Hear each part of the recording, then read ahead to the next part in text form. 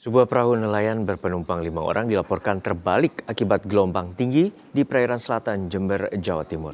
1 orang ditemukan meninggal, 1 orang selamat dan 3 lainnya masih dalam pencarian petugas.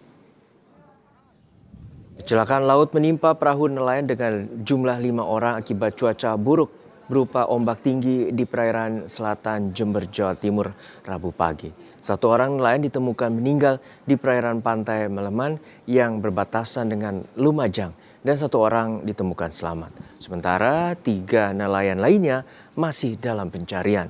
Dari keterangan korban selamat, perahu nelayan itu terhantam ombak tinggi hingga 3 meter dan terbalik. Keluarga Juragan melaporkan bahwa telah terjadi laka laut perahu jenis jaringan dengan nama Pantes mengalami laka laut di perairan Meleman. Ada berapa ABK?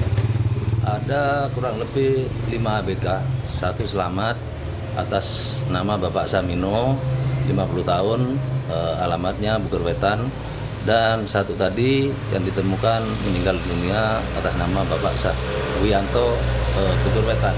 Dan untuk 3 orang yang lain atas nama Pak Muja sama Pak Solihin sama Pak Samsul, warga Munjul dan Munjulsari masih dalam pencarian Satpol Pp Jember bersama keluarga di perairan Meleman.